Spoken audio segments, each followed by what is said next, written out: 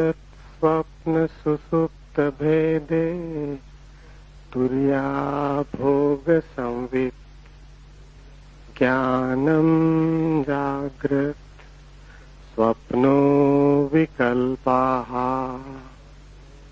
अविवेको माया सुप्तम् त्रितय भोक्ता वीरेशः। जागृत, स्वप्न, सुसुप्ति, इन तीनों अवस्थाओं को पृथक रूप से जानने से तुरीयावस्था का भी ज्ञान हो जाता है। ज्ञान का बना रहना ही जागृत अवस्था है, विकल्प ही स्वप्न है, अविवेक अर्थात स्वबोध का अभाव मायामय सुसुप्ति है, तीनों का भोक्ता वीरेश कहलाता है।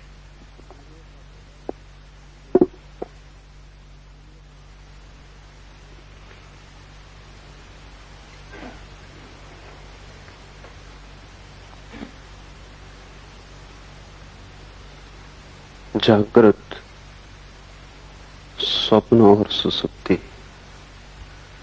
इन तीनों अवस्थाओं को पृथक रूप से जानने से तुरीयावस्था का भी ज्ञान हो जाता है। तुरीया है चौथी अवस्था।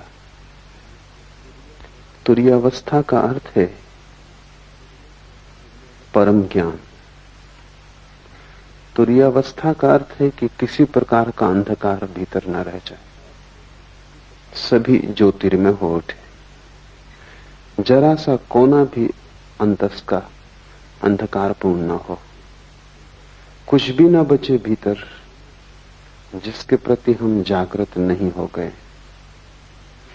बाहर और भीतर सब ओर जागृति का प्रकाश फैल जाए। अभी जहां हम हैं वहां या तो हम जागृत होते या हम स्वप्न में होते या हम सुसुप्ति में होते। चौथे का हमें कुछ भी पता नहीं। जब हम जागृत होते हैं तो बाहर का जगत तो दिखाई पड़ता है, हम खुद अंधेरे में होते। वस्तुएं तो दिखाई पड़ती हैं लेकिन स्वयं का कोई बोध नहीं होता। संसार तो दिखाई पड़ता है लेकिन आत्मा की कोई प्रतीति नहीं होती। ये आधी जागृत अवस्था है जिसको हम जागरण कहते हैं। सुबह नींद से उठकर वो अधूरा जागरण है, और अधूरा भी कीमती नहीं, क्योंकि व्यर्थ तो दिखाई पड़ता है और सार्थक दिखाई नहीं पड़ता। कूड़ा करकट तो दिखाई पड़ता है, हीरे अंधेरे में खो जाते। खुद तो हम दिखाई नहीं पड़ते कि कौन है, और सारा संसार दिखाई पड़ता है। दूसरी अवस्था है स्वप्न की। हम तो दिखाई पड़ते ही नहीं स्वप्न में, बाहर का संसार भी खो जाता है। सिर्फ संसार से बने हुए प्रतिबिंब मन में तैरते, उन्हीं प्रतिबिंबों को हम जानते और देखते। जैसे कोई दर्पण में देखता हो चांद को, या झील पर कोई देखता हो आकाश के तारों को। सुबह जागकर हम वस्तुओं को सीधा देखते हैं, स्वप्न में हम वस्तुओं के प्रतिबिंब देखते हैं, वस्तुएं भी नहीं दिखाई पड़ती। और तीसरी अवस्था है जिससे हम परिचित हैं, बाहर का जगत भी खो जाता है, वस्तुओं का जगत भी अंधेरे में हो जाता है, और प्रतिबिंब भी नहीं दिखाई पड़ते, स्वप्न भी तिरोहित हो जाता है। तब हम गहन अंधकार में पड़ जाते हैं। उसी को हम सुसुप्ति कहते हैं। सुसुप्ति में न तो बाहर का ज्ञान रहता न भीतर का। जागृत में बाहर का ज्ञान रहता है, और जागृत और सुसुप्ति के बीच की एक मध्य कड़ी है स्वप्न, जहां बाहर का ज्ञान तो नहीं होता लेकिन बाहर की वस्तुओं से बने हुए प्रतिबिंब हमारे मस्तिष्क में तैरते हैं और उन्हीं का ज्ञान होता है। चौथी अवस्था है तुरीया, वही सिद्धावस्था है। सारी चेष्टा उसी को पाने के लिए, सब ध्यान सब योग तुरीयावस्था को पाने के उपाय। तुरीयावस्था का अर्थ है भीतर और बाहर दोनों का ज्ञान। अंधेरा कहीं भी नहीं, न तो बाहर और न भीतर, पूर्ण जागृति, जिसको हमने बुद्धत्व कहा है, महावीर ने जिनत्व कहा है। न तो बाहर अंधकार है न भीतर, सब तरफ प्रकाश हो गया है। वस्तुओं को भी हम जानते हैं, स्वयं को भी हम जानते हैं। ऐसी जो चौथी अवस्था है वो कैसे पाई जाए, इसके ही ये सूत्र है। पहला सूत्र है जागृत, स्वप्न और सुषुप्ति, इन तीनों अवस्थाओं को पृथक रूप से जान लेने से तुरीयावस्था का ज्ञान हो जाता है। अभी हम जानते तो हैं लेकिन पृथक रूप से नहीं जानते। जब हम स्वप्न में होते हैं तब हमें पता नहीं चलता कि मैं स्वप्न देख रहा हूं, तब तो हम स्वप्न के साथ एक हो जाते। सुबह जाग के पता चलता है कि रात सपना देखा, लेकिन अब तो वो अवस्था खो चुकी। जब अवस्था होती है तब हम पृथक रूप से नहीं जान पाते, तादात्म्य हो जाता है। स्वप्न में लगता है कि हम स्वप्न हो गए, सुबह जाग के लगता है कि अब हम स्वप्न नहीं है, लेकिन अब हमारा तादात्म्य जागृत से हो जाता है। हम कहते हैं अब मैं जाग गया, लेकिन तुमने कभी सोचा कि रात तुम फिर सो जाओगे और ये तादात्म्य भी भूल जाएगा, फिर सपना आएगा और तुम सपने के साथ एक हो जाओगे। जो भी तुम्हारी आंख पर आ जाता है तुम उसी के साथ एक हो जाते हो, जबकि तुम सभी से पृथक हो। ये ऐसा ही है जैसे वर्षा आए और तुम समझने लगो कि मैं वर्षा हो गया, फिर गर्मी आए और तुम समझो कि मैं गर्मी हो गया, और फिर शीत आए और तुम समझो कि मैं शीत हो गया। लेकिन ये तीनों मौसम तुम्हारे आसपास हैं, तुम इन तीनों से अलग हो। बचपन था तो तुमने समझा कि मैं बच्चा हूं, जवान हुए तो तुमने समझ लिया कि मैं जवान हूं, बूढ़े हुए तो तुम समझ लोगे कि मैं बूढ़ा हूं, लेकिन तुम तीनों के पार हो। अगर तुम पार न होते तो बच्चा जवान होता कैसे? तुम्हारे भीतर कुछ है जो बचपन को छोड़ सका और जवान हो सका। वो कुछ बचपन और जवानी दोनों से अलग है। स्वप्न में तुम खो जाते हो, जागकर फिर तुम्हें लगता है सपना झूठ था। तुम्हारे भीतर कोई चेतना का तत्व है जो यात्रा करता है। स्वप्न, सुषुप्ति, जागृत तुम्हारे यात्रा के पड़ाव हैं, तुम नहीं हो। और जैसे ही तुम इस बात को समझ पाओगे कि तुम पृथक हो, अलग हो, वैसे ही चौथे का जन्म शुरू हो जाएगा। वो पृथकता ही चौथा है। महावीर ने इसके लिए बहुत कीमती शब्द प्रयोग किया। महावीर कहते हैं भेद विज्ञान। वे कहते हैं सारा विज्ञान अध्यात्म का भेद को साफ साफ कर लेने में वही इस शिव सूत्र का अर्थ है कि तुम्हें तीनों अवस्थाएं अलग अलग हैं, इसका पता चल जाए। जैसे ही तीनों अवस्थाओं को तुम अलग अलग जान लोगे, तुम ये भी जान लोगे कि मैं तीनों से अलग हूं। तुम्हें भेद की कला आ गई। अभी हमारी मनोदशा ऐसी है कि जो भी हमारे सामने होता है हम उसी के साथ एक हो जाते। किसी ने तुम्हें गाली दी, क्रोध उठा, उस क्षण में तुम क्रोध के साथ एक हो जाते। तुम भूल ही जाते हो कि क्षण भर पहले क्रोध नहीं था, तब भी तुम थे। क्षण भर बाद क्रोध फिर चला जाएगा, तब भी तुम रहोगे। तो क्रोध बीच में आया हुआ धुआं है। उसने तुम्हें कितना ही घेर लिया हो, लेकिन वो तुम्हारा स्वभाव नहीं। चिंता आती है तो चिंता का बादल घिर जाता है, सूरज छिप जाता है, तुम भूल ही जाते हो कि मैं पृथक हूं। सुख आता है तो तुम नाचने लगते हो, दुख आता है तो तुम रोने लगते हो। जो भी घटता है तुम उसी के साथ एक हो जाते हो। तुम्हें अपनी पृथकता का कोई बोध नहीं। इसे धीरे धीरे अलग करना सीखना होगा। हर स्थिति में अलग करना सीखना होगा। भोजन करते वक्त जानना कि जो भोजन कर रहा है वो शरीर है। भूख लगे तो जानना कि जिससे भूख लगी है वो शरीर है। मैं सिर्फ जानने वाला हूं। चेतना को कोई भूख लग भी नहीं सकती। गर्मी लगे और पसीना बहे तो जानना कि वो शरीर पर घट रहा है। इसका यह अर्थ नहीं कि तुम गर्मी में बैठे रहना और पसीना बहने देना। हटना, सुविधा बनाना, लेकिन शरीर के लिए ही सुविधा बनाई जा रही। तुम सिर्फ जानने वाले हो। धीरे धीरे प्रत्येक घटना जो तुम्हें घेरती है तुम उससे अपने को अलग करते जाना। कठिन है पृथक करना, क्योंकि बहुत बारीक फासला है। सीमा रेखा साफ नहीं है, क्योंकि अनंत जन्मों में तुमने तादात्म्य करना ही सीखा है, तोड़ना नहीं सीखा है। तुमने हमेशा अपने को जोड़ना सीखा है स्थितियों के साथ। तुम तोड़ने की बात ही भूल गए। इसका नाम ही बेहोशी है, ये जो तुमने जोड़ना सीख लिया है। एक सुबह मुल्ला नसरुद्दीन अस्पताल में अपने मित्र के पास बैठा। मित्र ने आंख खोली और उसने कहा कि नसरुद्दीन क्या हुआ? मुझे कुछ याद भी नहीं आता।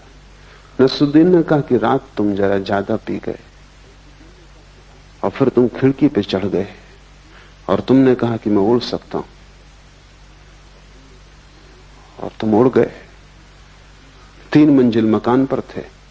घटना जाहिर है, सब हड्डियां पसलियां टूट गई। मित्र ने उठने की कोशिश की और कहा कि नसरुद्दीन, और तुम वहां थे और तुमने ये होने दिया, और तुम किस तरह के मित्र हो? नसरुद्दीन ने कहा ये बात मत उठाओ। उस समय तो मुझे भी लग रहा था कि तुम ये कर सकते हो। यही नहीं, अगर मेरे पजामे का नाड़ा थोड़ा ढीला ना होता तो मैं तुम्हारे साथ आ रहा था। वो तो कहां उड़ने में पजामा संभालूंगा, इसलिए मैं रुक गया और बच गया। तुम ही थोड़ी पी गए थे, मैं भी पी गया था। बेहोशी का अर्थ है जो भी चित्त में दशा आ जाए उसी के साथ एक हो जाना। शराबी को एक ख्याल आ गया कि उड़ सकता हूं, तो अब वो भेद नहीं कर सकता। सोचने के लिए जगह नहीं, विवेक के लिए सुविधा नहीं, इसी के साथ एक हो गया। तुम्हारा जीवन इसी शराबी जैसा है। माना कि तुम खिड़कियों से नहीं उड़ते, और माना कि तुम अस्पताल में नहीं पाए जाते और हड्डियां नहीं तोड़ लेते, लेकिन बहुत गौर से देखोगे तो तुम अस्पताल में ही हो, तुम्हारी सब हड्डियां टूट गई, क्योंकि तुम्हारा पूरा जीवन एक रोग है, और उस रोग में सिवाय दुख और पीड़ा के कुछ हाथ आता नहीं। सब जगह तुम गिरे हो, सब जगह तुमने अपने को तोड़ा है, और सारे तोड़ने के पीछे एक ही मूर्छा का सूत्र है कि जो भी घटता है तुम उससे फासला नहीं कर पाते। थोड़े दूर हटो। एक एक कदम लंबी यात्रा है, क्योंकि हजारों लाखों जन्मों में जिसको बनाया है उसको मिटाना भी आसान नहीं होगा, पर टूटना हो जाता है, क्योंकि वही सत्य है। तुमने जो भी बना लिया है वो असत्य है। इसलिए हिंदू इसे माया कहते हैं। माया का अर्थ है कि तुम जिस संसार में रहते हो वो झूठ है। इसका यह अर्थ नहीं कि बाहर जो वृक्ष है वो झूठ है और पर्वत जो है वो झूठ है और आकाश में चांद तारे हैं वो झूठ है। नहीं, इसका केवल इतना ही अर्थ है कि तुम्हारा जो तादात्म्य है वो झूठ है, और उसी तादात्म्य से तुम जीते हो, वही तुम्हारा संसार है। कैसे तादात्म्य टूटे? तो पहले तो जागने से शुरू करो, क्योंकि वही थोड़ी सी किरण जागरण की है। स्वप्न से तो तुम कैसे शुरू करोगे? मुश्किल होगा। और सुसुप्ति का तो तुम्हें कोई पता नहीं, वहां तो सब होश खो जाता है। जागृत से शुरू करो, साधना शुरू होती है जागृत से, वो पहला कदम। फिर दूसरा कदम है स्वप्न, और तीसरा कदम है सुसुप्ति। और जिस दिन तुम तीनों कदम पूरे कर लेते हो, चौथा कदम उठ जाता है। वो चौथा कदम है तुरीयावस्था, वो सिद्धावस्था है। जागृत से शुरू करो, क्योंकि वही रास्ता है, इसलिए उसको जागृत कहा है। वो जागृत है भी नहीं, क्योंकि कैसी जागृति जब तुम वस्तुओं में खोए हुए हो और अपने प्रति तुम्हें कोई भी होश नहीं। इसको क्या जागरण कहना, नाम मात्र को जागरण है, लेकिन इसको जागृत कहा है। ठीक जागृत तो हमने बुद्ध पुरुषों को कहा है, लेकिन ये जागरण है इस अर्थ में कि इसमें थोड़ी सी संभावना जागने की है। तो पहले तुम जागरण से शुरू करो। भूख लगे भोजन देना, लेकिन इस स्मरण को साधे रखना कि भूख शरीर को लगती है, मुझे नहीं। पैर में चोट लगे तो मलहम पट्टी करना, अस्पताल जाना, दवा लेना, लेकिन भीतर एक जागरण को साधे रखना कि चोट शरीर को लगी है, मुझे नहीं। इतने स्मरण को रखने से ही तुम पाओगे कि 99% पीड़ा तिरोहित हो गई। 99% पीड़ा इतना होश रखने से ही तिरोहित हो जाती कि जो चोट लगी है वो मुझे नहीं। इतना बोध भी तत्क्षण तुम्हारे दुख को विसर्जित कर देता है। 1% बची रहेगी, क्योंकि ये बोध पूरा नहीं है। जिस दिन बोध पूरा हो जाएगा उस दिन समग्र दुख विसर्जित हो जाता है। बुद्ध ने कहा है, जागृत पुरुष का दुख निरोध हो जाता है। तुम उसे दुख नहीं दे सकते, तुम उसके हाथ पैर काट सकते हो, तुम उसकी हत्या कर सकते हो, तुम उसे आग में जला सकते हो, लेकिन दुख नहीं दे सकते, क्योंकि प्रतिपल जो भी घट रहा है वो उससे अलग है। तो जागने से शुरू करो। रास्ते पे चलना जरूर, लेकिन ध्यान रखना कि तुम नहीं चल रहे हो, शरीर ही चल रहा है। तुम कभी चले भी नहीं। तुम चलोगे कैसे? आत्मा का कोई पैर है कि वो चल सके? आत्मा का कोई पेट है कि उसे भूख लग सके? आत्मा की कोई भी वासना नहीं है, सभी वासना शरीर की। आत्मा निर्वासना है, इसलिए न चलती है न चल सकती है। तुम्हारा शरीर ही चल रहा है। इसे जब तक होश रहे संभालने की कोशिश करो। धीरे धीरे धीरे एक बड़ा अनूठा आह्लादकारी अनुभव होगा कि रास्ते पे तुम चलते हुए अचानक किसी दिन पाओगे कि तुम्हारे भीतर दो हिस्से हो गए, एक चल रहा है और एक नहीं चल रहा है, एक भोजन कर रहा है और एक नहीं भोजन कर रहा है। उपनिषद कहते हैं एक ही वृक्ष पर बैठे हैं दो पक्षी।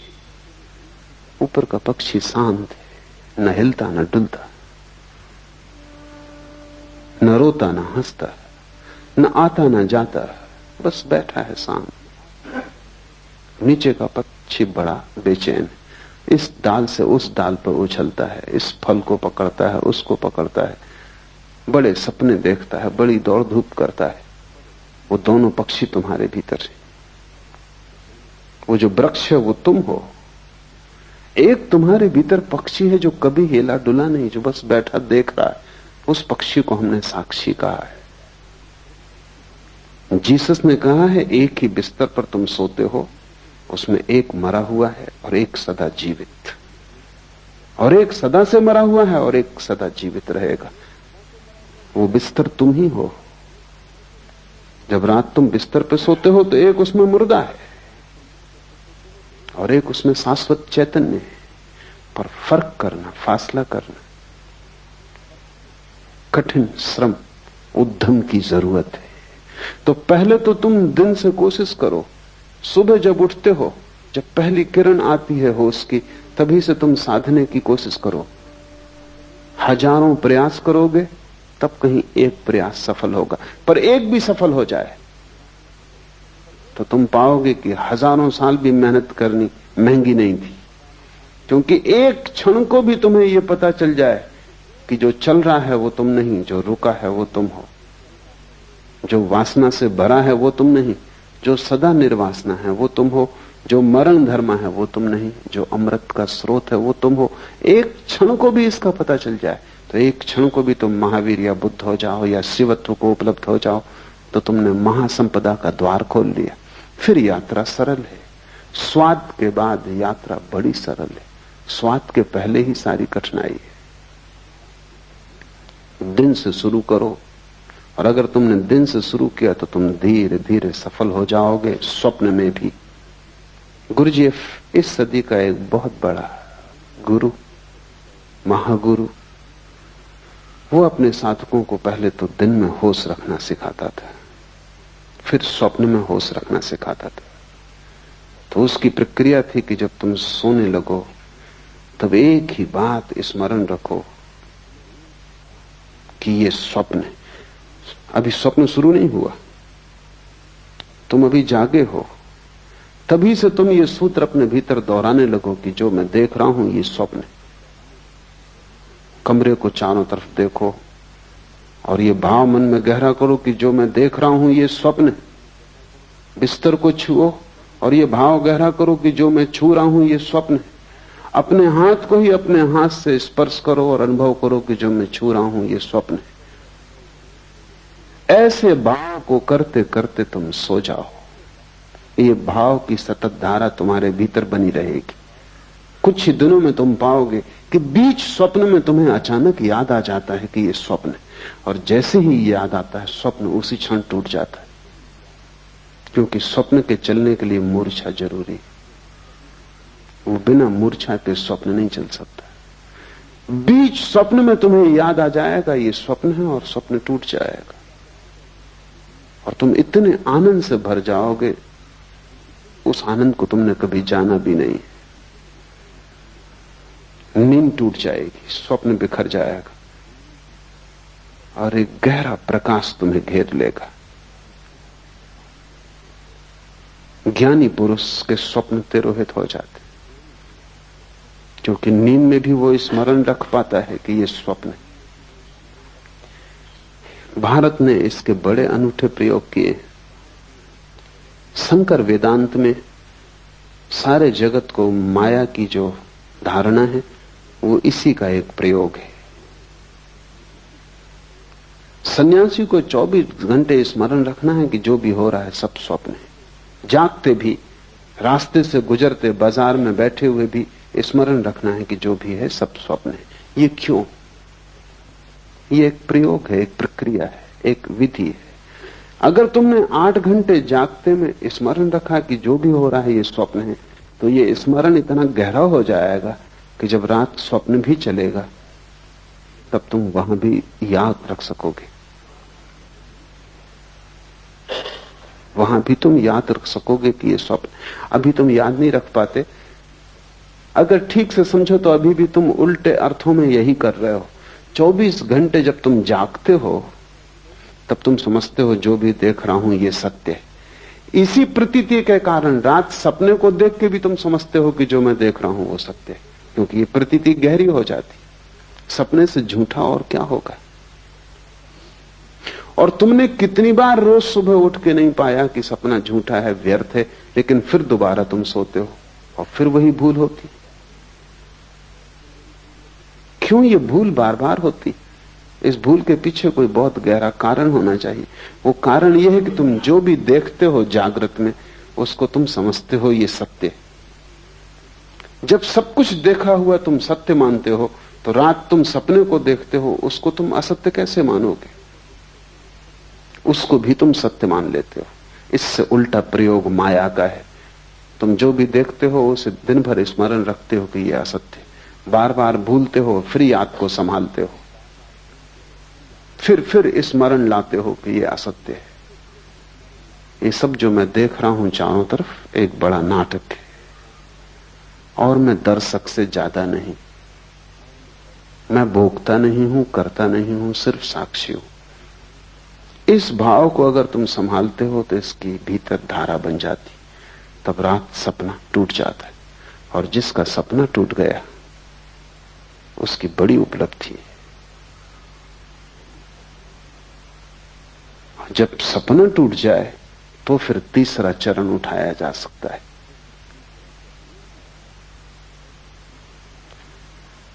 जब सपना टूट जाए तो फिर सुसुप्ति में होश रखने का चरण उठाया जा सकता है। लेकिन तुम्हें अभी बहुत कठिनाई होगी, सीधा उस प्रयोग को करना संभव नहीं, एक एक कदम उठाना पड़े। जब सपना टूट जाता है तब दृश्य कोई भी नहीं रह जाता। दिन में आंख खोल के तुम चलते हो, तुम कितना ही मानो कि जो देख रहे हो वो माया है, तो भी दृश्य तो बचेगा।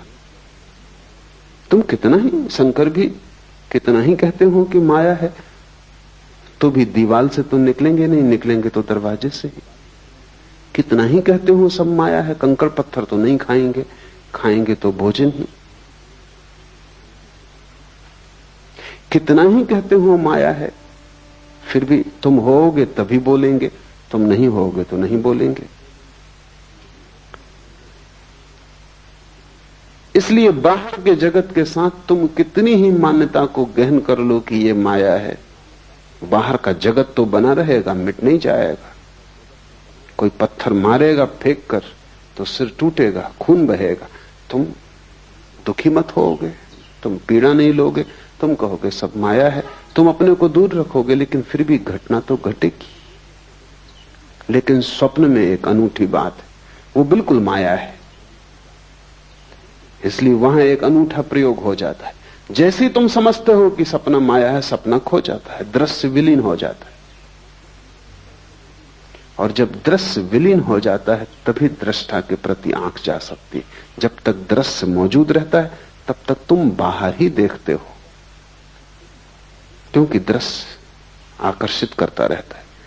जब दृश्य खो जाता है, पर्दा खाली हो जाता, पर्दा भी नहीं रह जाता, तब तुम अकेले छूटते हो। इसलिए ध्यानी आंख बंद करके ध्यान करता है, क्योंकि इस संसार को माया कहना एक विधि है। ये संसार वास्तविक है, ये तुम्हारे सोचने पर निर्भर नहीं। अगर ये स्वप्न भी है तो ब्रह्म का है, ये तुम्हारा स्वप्न नहीं है। लेकिन तुम्हारे निजी सपने हैं, वे रात में घटते हैं।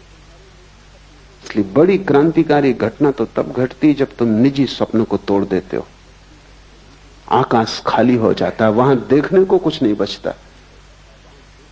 नाटक समाप्त हुआ, घर जाने का वक्त आ गया। अब तुम करोगे भी क्या बैठे बैठे? इस घड़ी में अचानक आंख मुड़ती है, क्योंकि बाहर कुछ भी खोजने को नहीं रह जाता, देखने को नहीं रह जाता, सोचने को नहीं रह जाता, कोई दृश्य नहीं बचता। तो जो ऊर्जा दृश्य की तरफ जाती थी वो स्वयं की तरफ मुड़ती। स्वयं की तरफ मुड़ती हुई ऊर्जा ही ध्यान है। और जैसे ही स्वयं की तरफ मुड़ती, तब तुम सुसुप्ति में भी होश रख सकते हो, क्योंकि तुम तो होते हो। संसार नहीं होता सुसुप्ति में, स्वप्न नहीं होता सुसुप्ति में, क्योंकि तुम दोनों को देखने में अटके थे, इसलिए सुसुप्ति में बेहोशी रहती थी। अब तुम्हारी अटक टूट गई, अब दृश्य से तुम्हारा कोई संबंध न रहा। अब दृश्य के बिना भी तुम हो सकते हो। अब दिया जलता है, उसकी दिए को कोई फिक्र नहीं कि दिए के प्रकाश में कोई गुजरता है या नहीं गुजरता। अब तुम्हारा जीवन भीतर की तरफ मुड़ेगा, तब तुम सुसुप्ति में जाग जाओगे। स्वप्न के टूटने पर जो प्रयोग करने का है वो ये है कि जैसे ही स्वप्न टूट जाए, आंख मत खोलना, क्योंकि आंख खोली तो जगत बाहर मौजूद है, फिर दृश्य मिल जाएगा। जब स्वप्न टूट जाए तो आंख मत खोलना, गौर से देखे चले जाना शून्य को। स्वप्न खो गया, जहां स्वप्न था अब वहां स्वप्न नहीं। तुम गौर से उस शून्य को देखे चले जाना। उस शून्य को देखने में ही तुम पाओगे कि तुम्हारी चेतना भीतर की तरफ मुड़ने लगी, अंतर्मुखी हो गई। तब तुम सुसुप्ति में भी जागे रहोगे। यही कृष्ण ने गीता में कहा है कि जब सब सो जाते हैं तब भी योगी जागता है। जो सबके लिए निद्रा है वो योगी के लिए निद्रा नहीं, वो सुसुप्ति में भी जागा हुआ है। और जब तुम तीनों को पृथक पृथक देख लेते हो तब तुम चौथे हो गए, अपने आप चौथे हो गए। तुरी का अर्थ है चौथा, द फोर्थ। उस शब्द का और कोई अर्थ नहीं है, उसे कोई शब्द का अर्थ देने की जरूरत भी नहीं है, बस चौथा कहना काफी है, क्योंकि सभी अर्थ उसको बांध लेंगे, सभी शब्दों से बांध लेंगे। सिर्फ इशारा काफी है, क्योंकि वो अनंत है और असीम है। जैसे ही तुम तीन के बाहर हुए तुम परमात्मा हो। इन तीन में तुम प्रविष्ट हो गए हो, इसीलिए संकीर्ण हो गए हो।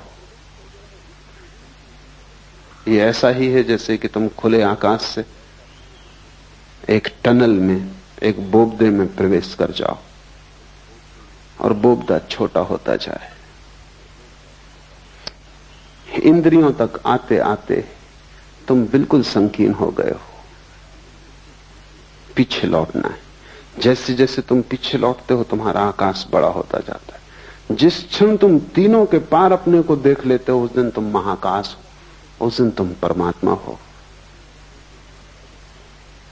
ऐसे ही जैसे कि कोई आदमी दूरबीन से देखता है आकाश को, दूरबीन का छोटा सा छेद, वो अपनी सारी आंखों को उसी पे लगा देता है। फिर दूरबीन से आंखें हटाता है, तब उसे पता चलता है कि मैं दूरबीन नहीं हूं। तुम भी आंख नहीं हो, लेकिन आंख पर तुम कई जन्मों से टिके हो। तुम कान नहीं हो, लेकिन कान से तुम कई जन्मों से सुन रहे हो। तुम हाथ नहीं हो, लेकिन हाथ से तुम कई जन्मों से छू रहे हो। बस तुम दूरबीन से बंध गए हो। तुम्हारी हालत वैसी हो गई जैसे किसी वैज्ञानिक को दूरबीन बंध गई हो। अब वो दूरबीन को आंख से बांधे हुए घूम रहा है। तुम उसको कितना ही कहो कि दूरबीन उतार के रखो, ये तुम नहीं हो, पर वो दूरबीन से ही देख सकता है और भूल ही गया है। ये विस्मृति है। इस विस्मृति को तोड़ने की प्रक्रिया है। जागृत से शुरू करो, सुसुप्ति पर पूर्ण होने दो।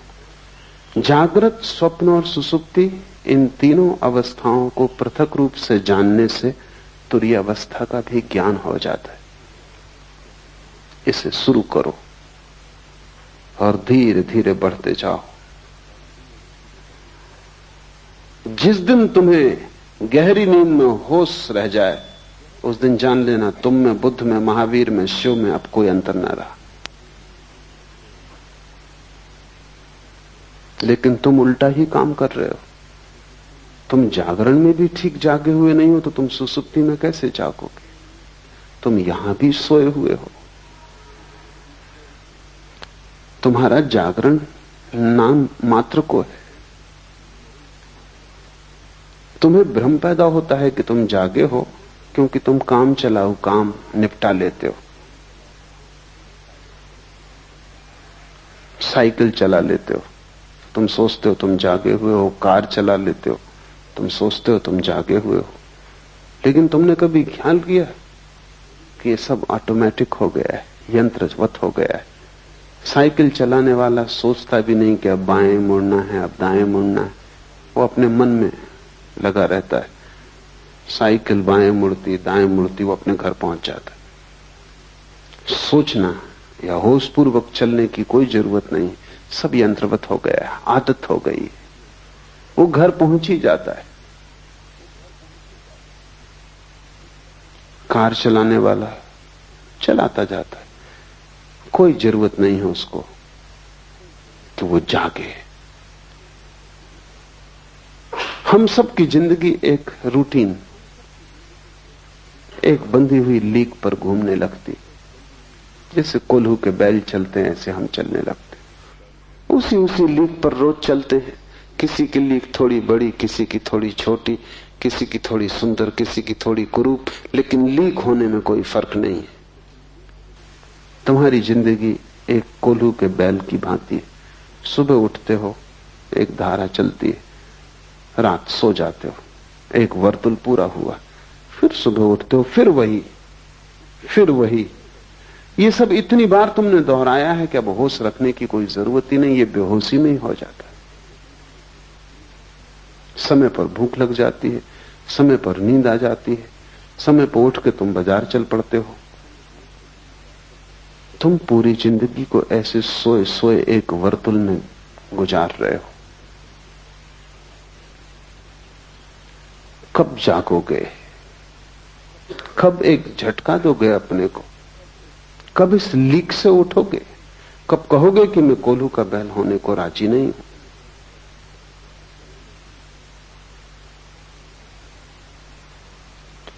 जिस दिन तुम्हें झटका देने का ख्याल आ जाएगा,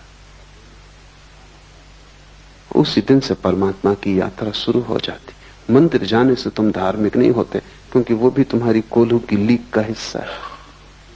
तुम वहां भी चले जाते हो क्योंकि तुम सदा जाते रहे हो, क्योंकि तुम्हारे मां बाप जाते रहे, उनके मां बाप जाते रहे इसी मंदिर में, इसी शास्त्र को तुम पढ़ते रहे हो, तो तुम पढ़ते चले जाते हो। लेकिन ये कोल्हू की लीक है। क्या तुम कभी होशपूर्वक मंदिर गए? होशपूर्वक अगर तुम जा सको तो मंदिर जाने की जरूरत न रह जाएगी। जहां होश हो जाएगा तो वहीं पाओगे मंदिर। होश मंदिर है। लेकिन ईसाई चला जा रहा है चर्च की तरफ, सिख चला जा रहा है गुरुद्वारा की तरफ, हिंदू चला जा रहा है मंदिर की तरफ, बंधे हुए अपनी अपनी लीक पर। तुम्हारी ये सोई सोई अवस्था तुम्हारे अतिरिक्त कोई भी नहीं तोड़ सकता। तो पहली बात जान लेनी जरूरी है कि तुम्हारा जागृत भी सोया हुआ है और योगी का सुसुप्ति भी जागी हुई होती। तुम बिल्कुल उल्टे योगी हो। और जिस दिन तुम इससे विपरीत हो जाओगे, उसी दिन जीवन का सार सूत्र तुम्हारे हाथ आ जाएगा। तीनों को अलग अलग जान लो तो जानने वाला तीनों से अलग हो जाता है। तुम मात्र ज्ञान हो, इसके अतिरिक्त कुछ भी नहीं। तुम सिर्फ होश मात्र हो, लेकिन तीनों से अपने को तोड़ो। पढ़ता था मैं एक सूफी फकीर के संबंध में, जुन्नत के बाबत। कोई उसे गाली दे जाता तो वो कहता कि कल आके उत्तर दूंगा। कल जाके कहता कि अब उत्तर की कोई जरूरत नहीं। तो आदमी पूछता कि कल मैंने गाली दी, कल तुमने क्यों उत्तर न दिया? कि तुम अनूठे आदमी हो, गाली किसी को दो तो वो उसी वक्त उत्तर देता, क्षण भर नहीं रुकता। जुन्नद ने कहा कि मेरे गुरु ने कहा है कि अगर जल्दी की तो मूर्छा हो जाती, तो थोड़ा वक्त देना। कोई गाली दे, उसी वक्त अगर उत्तर दिया तो उत्तर मूर्छा में दिया जाएगा, क्योंकि गाली तुम्हें घेरे होगी, उसका ताप तुम्हें पकड़े होगा, उसका धुआं अभी आंखों में होगा। थोड़ा बादल को गुजर जाने दो, 24 घंटे का वक्त दो, फिर उत्तर देना। और जुन्नैद कहता कि मेरा गुरु बहुत चालबाज आदमी था, क्योंकि जब से मैं उत्तर ही नहीं दे पाया। 24 घंटा कोई रुक जाए क्रोध करने को तो तुम सोचते हो क्रोध कर पाएगा? 24 मिनट भी रुक जाए तो क्रोध असंभव है, 24 सेकंड रुक जाए तो क्रोध असंभव है। सच तो यह है कि 1 सेकंड भी अगर रुक जाए और देख ले तो क्रोध असंभव है। लेकिन तुम रुकते ही नहीं। उधर किसी ने गाली दी, जैसे किसी ने बिजली का बटन दबाया, इधर तुम्हारा पंखा चला। इसमें रत्ती भर का फासला नहीं है, इसमें जरा सी भी संद नहीं है, और तुम सोचते हो कि तुम बड़े होशपूर्ण हो। तुम मालिक भी नहीं हो अपने। बेहोश आदमी अपना मालिक हो भी नहीं सकता। कोई भी बटन दबाता है और तुम्हें चलाता है। कोई आया, तुम्हारी खुशामद की और तुम खिलखिला गए, गदगद हो गए।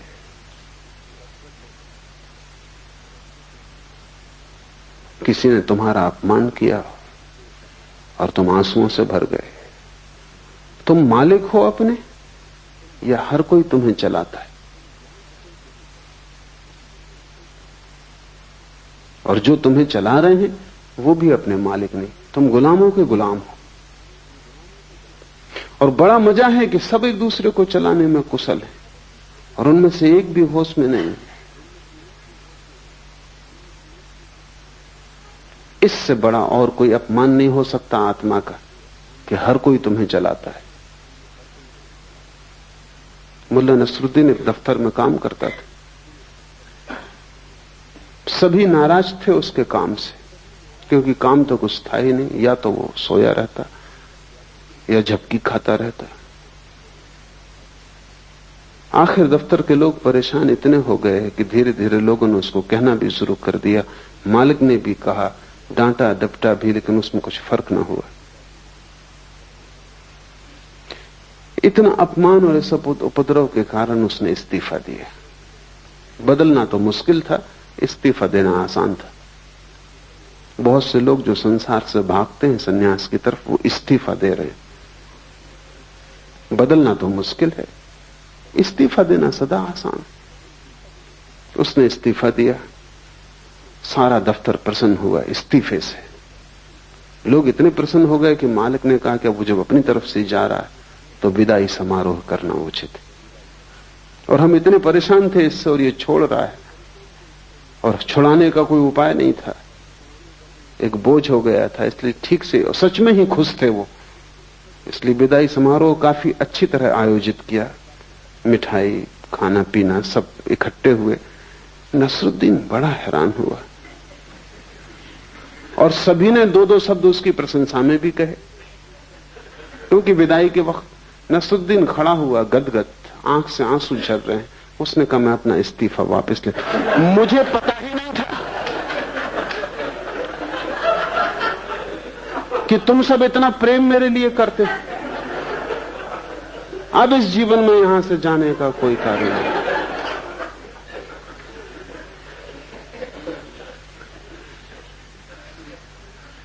हम संचालित हो रहे हैं, और अक्सर यह होता है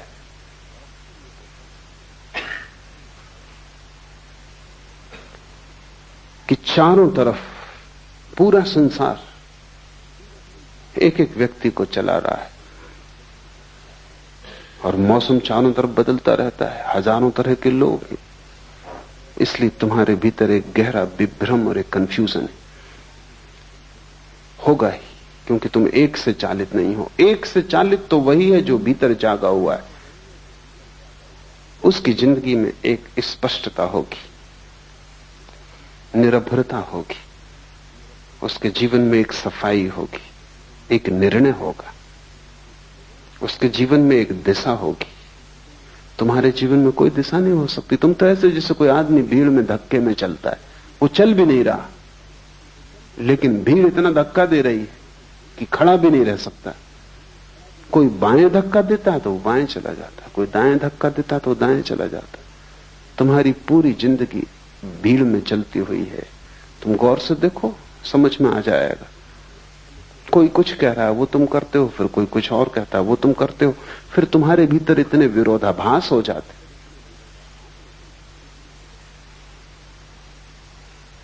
एक आदमी मेरे परिचित हैं, चोट लग गई थी, थोड़ी सी चोट थी, रिक्शा उलट गया था, फिर अस्पताल से भी छूट गए, फिर 6 महीने भी बीत गए, भले चंगे भी हो गए, लेकिन फिर भी वो अपनी बैसाखी। तो मैं उनको पूछा, कभी बैसाखी कब छोड़ोगे?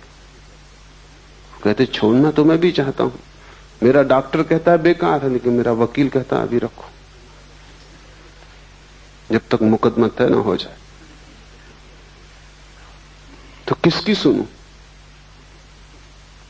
तुम्हारा वकील कुछ कहता है, तुम्हारा डॉक्टर कुछ कहता है, पत्नी कुछ कहती, पति कुछ कहता, बेटा कुछ कहता, बाप कुछ कहता। चारों तरफ तुम्हें चलाने वाले मालिक, करोड़ों मालिक हैं, और तुम अकेले हो, और तुम सबकी सुनते हो। जो भी दबा देता है उसी की सुनते हो।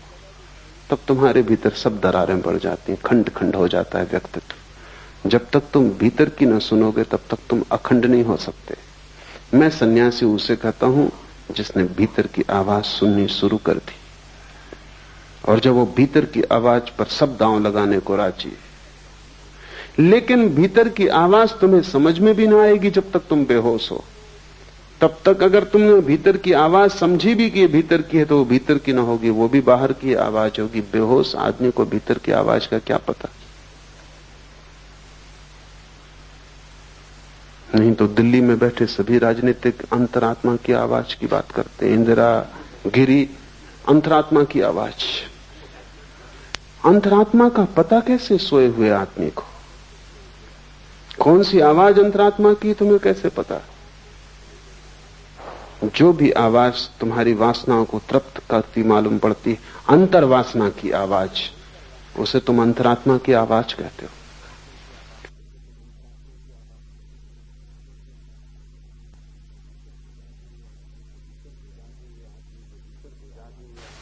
सिर्फ जागे हुए आदमी के भीतर कोई आवाज होती, और वो आवाज तुम्हें मिल जाए तो तुम्हारे जीवन में सब जो कलुष है, वो जो उपद्रव है, वो 1000 तरह के विक्षिप्त स्वर है कि तुम एक भीड़ हो गए हो, एक व्यक्ति नहीं।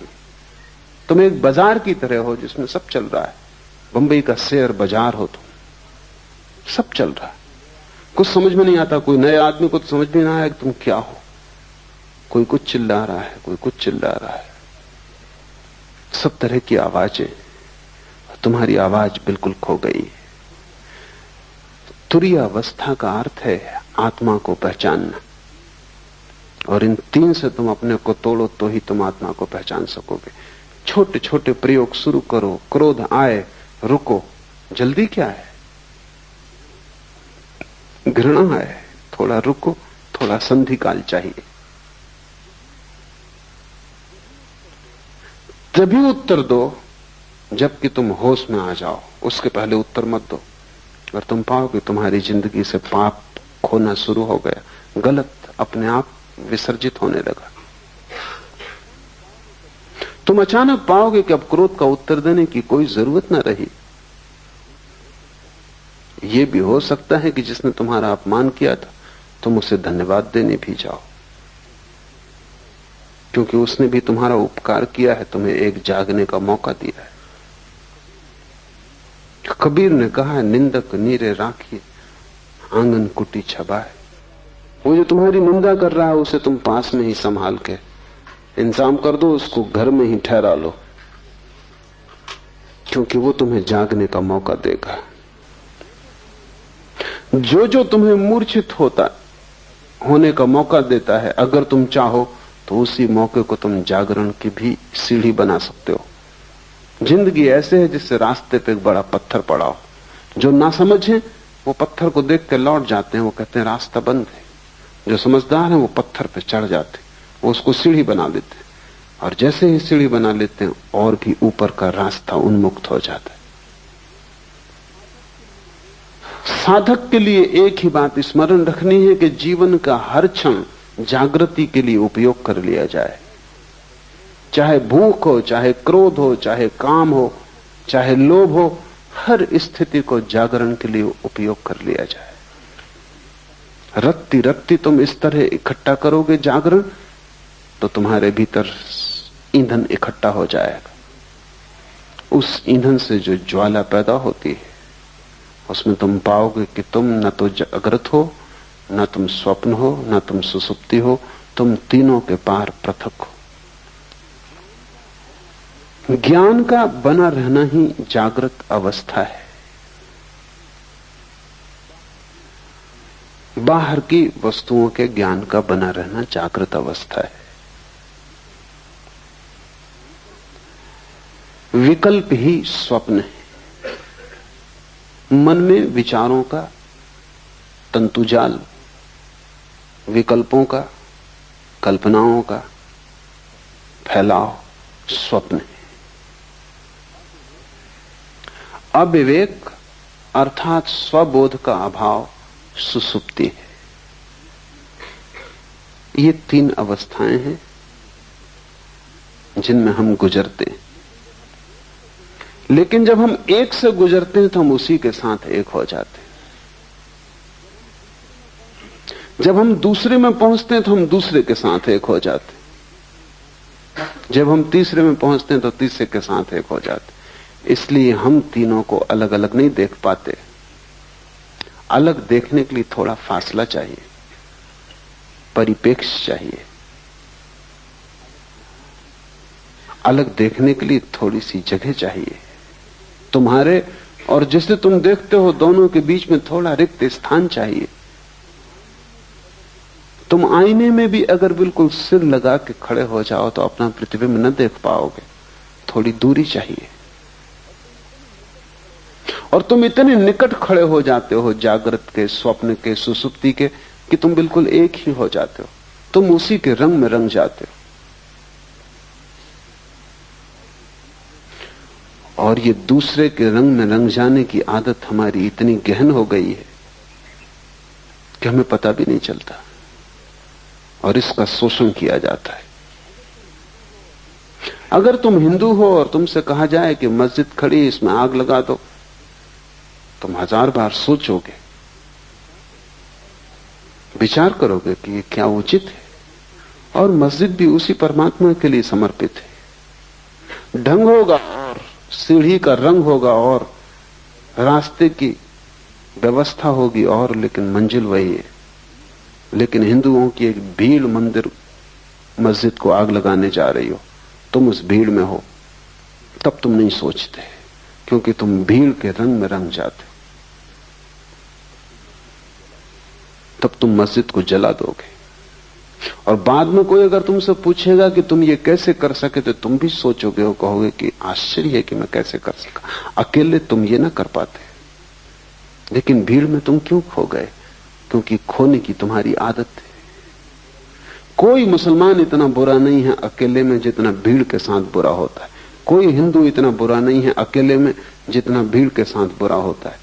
किसी अकेले आदमी ने इतने पाप नहीं किए जितने भीड़ ने पाप किए। क्यों? क्योंकि भीड़ तुम्हें रंग देती है, तुम भीड़ के रंग में एक हो जाते। अगर भीड़ क्रोध से भरी है, तुम अचानक पाते हो तुम्हारे भीतर क्रोध जग रहा है। अगर भीड़ रो रही है, चीख रही, चिल्ला रही, तो तुम रोने, चीखने, चिल्लाने लगते हो। अगर भीड़ प्रसन्न है, तुम अपना दुख भूल जाते हो और प्रसन्न हो जाते हो। ख्याल करो, तुम किसी के घर गए हो, कोई मर गया है, वहां अनेक लोग रो रहे हैं, अचानक तुम पाते हो तुम्हारे भीतर भी रुदन उठा आ रहा है। शायद तुम सोचते होगे कि तुम बड़े करुणावान हो, शायद तुम सोचते हो कि तुम बड़ी दया और प्रेम से भरे हुए व्यक्ति हो, शायद तुम सोचते हो कि सहानुभूति के कारण ये आंसू आ रहे हैं, तो तुम गलती में हो। क्योंकि घर भी तुमने ये खबर सुनी थी कि वो आदमी मर गया, तब तुम्हें कुछ भी ना हुआ था, क्योंकि तुम अकेले थे। तब तुमने सोचा होगा कि ठीक है, मरना जीना लगा ही रहता है। बजाय इसके कि आदमी मर गया, इससे तुम्हें दुख होता, तुम्हें यही झंझट आई होगी कि अब जाना पड़ेगा और संवेदना प्रकट करनी पड़ेगी। और 25 दूसरे काम थे, अब एक और उपद्रव बीच में आ गया। और ये आदमी था ही ऐसा, बेवक्त मरा। कोई वक्त था आज मरने का? ये तुम्हारे विचार रहे होंगे।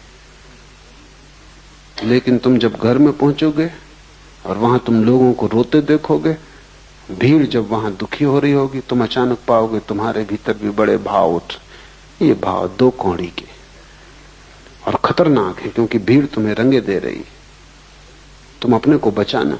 ऐसी सहानुभूति किसी मतलब की नहीं जो भीड़ से आती हो, जो तुम्हारे हृदय से ना आती हो। तुमने देखा कि दुखी, बेचैन, परेशान लोग भी होली के हुल्लड़ में बड़े आनंदित दिखाई पड़ने लगते। वो भी नाचने गाने लगते, गुलाल उड़ाने लगते। जिनकी जिंदगी में गुलाल बिल्कुल भी नहीं है और जिनकी जिंदगी में कभी कोई खुशी, कोई गीत नहीं देखा गया, अचानक रास्तों पर रंग फेंक रहे। हुआ क्या इनको? यही आदमी कल चला जा रहा था, मरा मरा, इसका पैर नहीं उठ रहा था, इसकी जिंदगी ऐसी थी जैसे सुसुप्त, और यही आदमी आज नाच रहा है। भीड़ ने रंग दिया ऐसे। साधक को भीड़ से सावधान होना चाहिए। तुम अपनी आवाज खोजो, अपना स्वर खोजो। भीड़ तुम्हें सदा से धक्के दे रही है और तुम भीड़ के साथ, जो भीड़ तुम्हें बनाती है वही तुम हो जाते हो। ये क्यों हो पाता है? ये इसलिए हो पाता है कि तुम पृथकता अपनी अनुभव नहीं करते, और जहां भी तुम्हें अपनी पृथकता खोने का मौका मिलता है तुम तत्क्षण खो देते हो। तुम उधार बैठे हो कि कहीं भी डूब जाओ। नींद आई तो नींद में डूब गए, जागृत आया तो जागृत में डूब गए, स्वप्न आया तो स्वप्न में डूब गए। लोग दुखी हैं तो तुम दुखी हो गए, लोग सुखी हैं तो तुम सुखी हो गए। तुम हो या सिर्फ तुम एक डूबने का बिंदु हो? तुम्हारा कोई अस्तित्व है? तुम्हारा कोई केंद्र है? उस केंद्र का नाम ही आत्मा है। अपने अस्तित्व को जगाओ, डूबने से बचो। इसलिए सारे धर्म शराब के विरोध में। शराब में ऐसी कोई खराबी नहीं, लेकिन सभी धर्म विरोध में। कारण कुल इतना ही है कि वो डूबने का रास्ता है। सभी धर्म जगाने के पक्ष में, और जो आदमी शराब पी रहा है वो डूब रहा है। जो जो चीजें डुबाती हैं तुम्हें, जिन जिन चीजों से तुम और भी ज्यादा मूर्छित होते हो, तुम वैसे ही काफी मूर्छित हो। रत्ती भर तुम में जरा सा होश है, तुम उसी को भी खोने के लिए तैयार रहते हो। और आश्चर्य की बात तो यह है कि जब भी तुम उसे खो देते हो तभी तुम प्रसन्न होते हो। तुम जैसा मूल खोजना असंभव है, क्योंकि जब तुम उसे खो देते हो तभी तुम कहते हो कि बड़ा आनंद है। क्यों? क्योंकि वो जो थोड़ा सा होश है वो तुम्हें जिंदगी की समस्याओं को देखने में सहायता देता है। वो तुम्हें जिंदगी के प्रति चैतन्य बनाता है और चिंता से भरता है। वो तुम्हें होश से भरता है कि तुम होश में नहीं हो। वो जो छोटा सा तुम्हारे भीतर किरण है वो तुम्हारे अंधकार को प्रकट करती, जो कि गहन है। तुम उस किरण को भी बुझा देना चाहते हो कि न रहेगी किरण, न रहेगा बांस, न बजेगी बांसुरी, न रहेगी किरण, न अंधेरे का पता चलेगा। क्योंकि उस किरण की वजह से अंधेरा पता चलता। हटाओ इस किरण को, पी लो शराब, डूब जाओ किसी भीड़ के उपद्रव में, राजनीति में, इसमें उसमें, कहीं भी अपने को लगा दो ताकि तुम अपने को भूल जाओ। पश्चिम के मनोवैज्ञानिक लोगों को कहते हैं कि तुम अगर अपने को भुला सको तो ही तुम स्वस्थ रह सकोगे,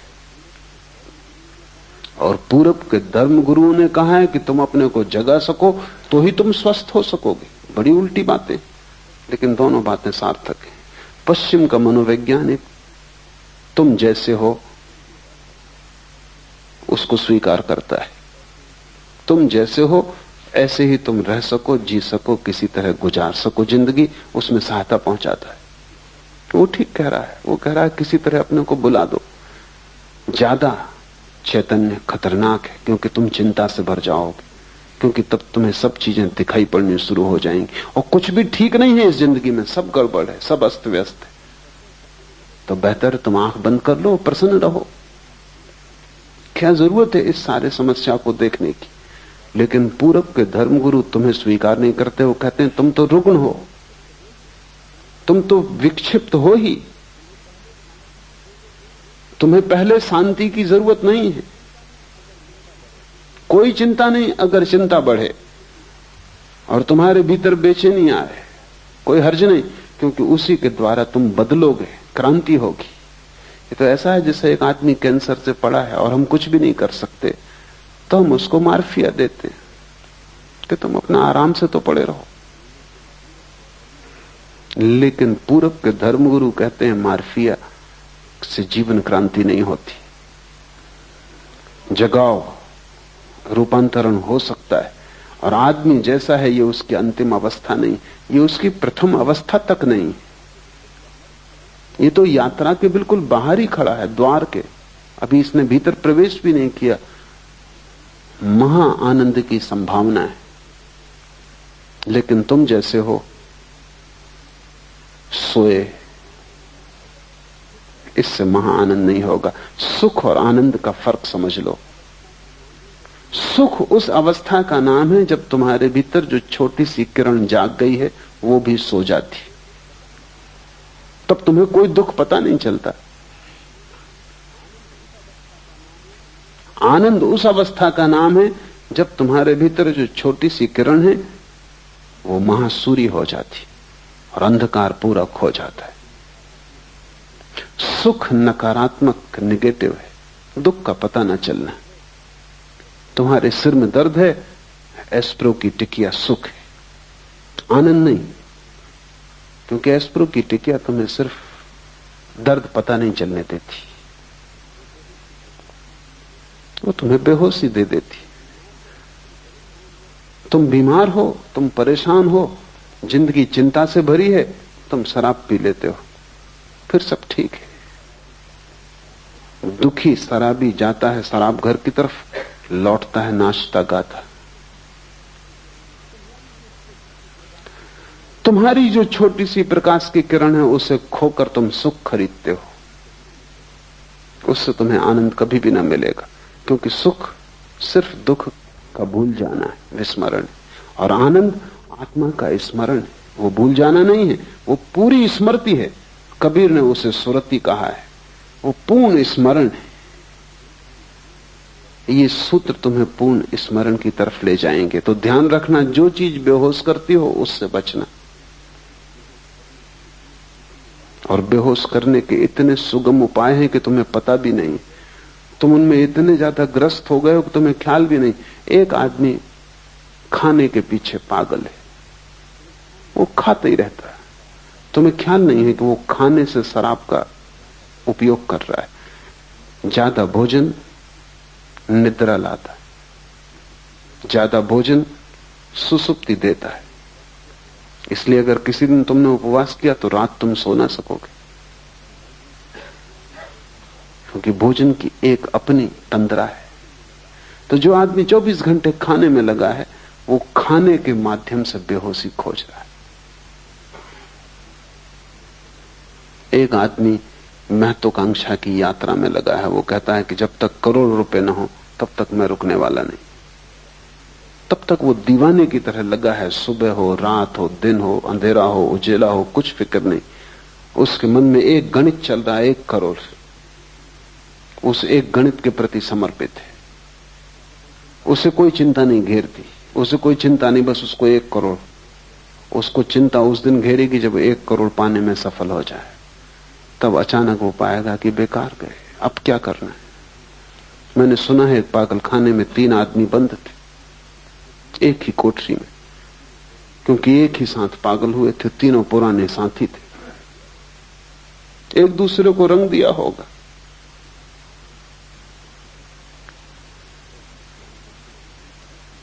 एक मनोवैज्ञानिक उनका अध्ययन करने आया था, तो उसने पागलखाने के डॉक्टर को पूछा कि इसमें नंबर 1 की क्या तकलीफ है।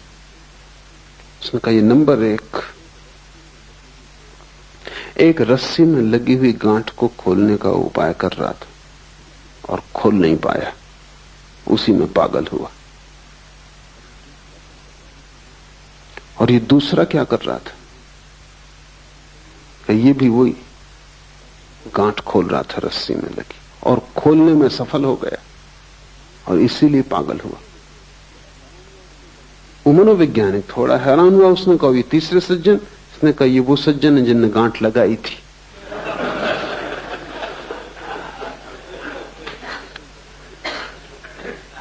कोई गांठ लगा रहा है, कोई गांठ खोल रहा है, कोई सफल हो जाता है, कोई असफल हो जाता है, इससे कोई फर्क नहीं पड़ता, सब पागल हो जाते। लेकिन लोग गांठ लगाने खोलने में उलझे क्यों हैं? अपने से बचने के लिए। स्वयं से बचने की तरकीबें, नहीं तो स्वयं का सामना करना पड़ेगा। न कोई महत्वाकांक्षा है, न दिल्ली जाना है, न कोई राजनीति करनी है, न कोई चुनाव लड़ना है, न धन कमाने का कोई पागलपन है। फिर आप अपने से कैसे बचोगे? फिर कहीं ना कहीं खुद से मिलना हो जाएगा। वो भय कि कहीं खुद से मिलना ना हो जाए, उससे हाथ पैर कपते। तुम सुनते हो बहुत कि आत्मा को जानो, लेकिन अगर तुम खुद को समझोगे तो तुम आत्मा को जानने से बचने के सब उपाय करते हो। कहते हैं बुद्ध पुरुष कि आत्मा को जानने से महा आनंद की वर्षा होती, अमृत बरसता है। कबीर कहते हैं कि बादल गरजते हैं अमृत के और अमृत बरसता है। लेकिन ये घटना बहुत अंत में घटती, पहले तो बहुत दुख से गुजरना पड़ता है। क्योंकि तुमने जितने धोखे दिए हैं जिंदगी में अनंत जन्मों में, उन सब धोखों को तोड़ना पड़ेगा। और हर धोखे के तोड़ने में दुख होता है, हर धोखे को तोड़ने में दुख होता है, क्योंकि धोखे ने एक मधुरता दी थी, एक नींद दी थी, एक बेहोशी दी थी। अब उसको तोड़ो, और बिना उनको तोड़े तुम पहुंच ना पाओगे उस जगह जहां आकाश अमृत के बादलों से भर जाता है और जहां आनंद की वर्षा होती। वो बीच का मार्ग ही तपश्चर्या है। जागने से शुरू करो तुम्हारे तप को, फिर स्वप्न में ले जाओ, फिर सुसुप्ति में ले जाओ। विकल्प स्वप्न है, चित्त का विकल्पों से भरे रहना स्वप्न की दशा है। तो ये मत सोचना कि तुम रात में ही सपना देखते हो, तुम दिन में भी देखते रहते हो। जरूरी नहीं कि तुम यहां बैठे हो तो तुम यहां बैठे हो सकता है तुम मुझे सुन भी रहे हो और सपना भी देख रहे हो।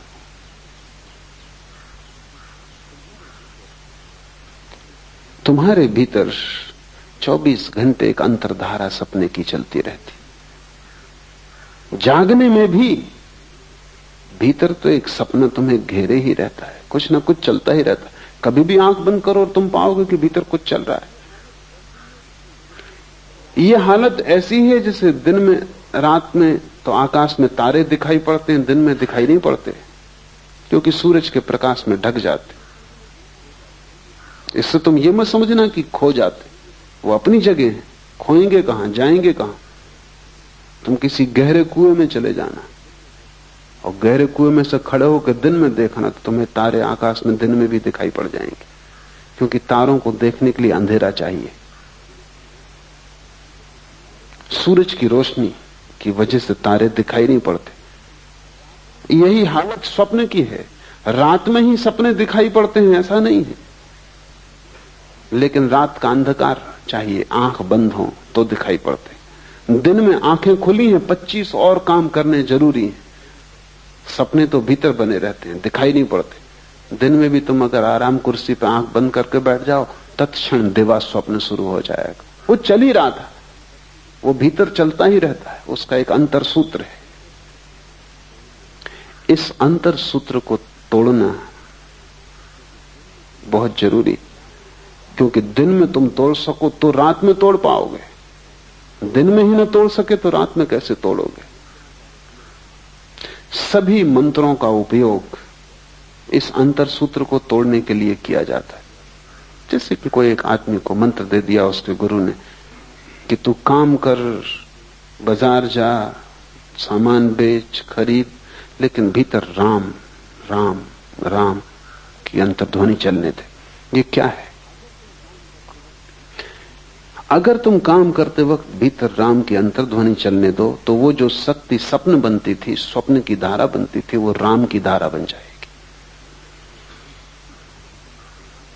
क्योंकि वही शक्ति है जो भीतर सपना बनती। तो भीतर तुमने एक अपना ही सपना पैदा कर लिया, राम राम राम राम। बाहर तुम सब काम करते हो और भीतर तुम राम का अनुस्मरण करते हो। तो वो जो शक्ति तुम्हारे भीतर खाली पड़ी सपना देखती थी, वो राम का स्मरण बन जाएगी। इससे कुछ राम नहीं मिल जाएंगे, लेकिन सपने के तोड़ने में सहायता मिलेगी। और जिस दिन तुम रात नींद में भी पाओगे कि सपना नहीं चल रहा बल्कि राम की धारा चल रही, उस दिन समझ लेना कि दिन में सपना टूट गया। तो मंत्र की सफलता नींद में पता चलती, दिन में पता नहीं चलती। कैसे पता चलेगी? अगर तुम दिन भर राम का जप करते रहे हो तो रात सोते समय सपना पैदा नहीं होगा, राम की धारा चलेगी। ये धारा इतनी सघन हो सकती है कि तुम कल्पना भी नहीं कर सकते। स्वामी राम राम राम जपते रहते थे। तो एक रात हिमालय में ठहरे वो अपने एक मित्र के पास, सरदार पूर्ण सिंह के पास, अकेली कोठरी में थे। दूर पहाड़ में बनी कोठी थी, वहां कोई पास था भी नहीं, मीलों तक। सरदार पूर्ण सिंह को कुछ नींद नहीं आई, कुछ मच्छर थे, कुछ गर्मी थी। तो वो बड़े हैरान हुए कि राम राम राम की आवाज चल रही कोठरी में। स्वामी राम तो सो गए। तो वो उठे, थोड़ा भय भी लगा कि यहां कोई तीसरा आदमी तो है नहीं। और ये राम की आवाज।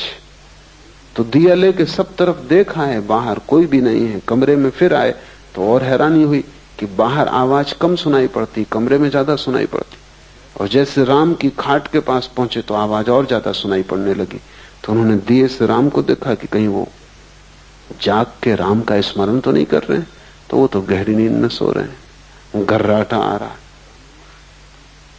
तो वो बहुत हैरान हुए, करीब आके बैठ गए, कान लगा के सुनने लगे।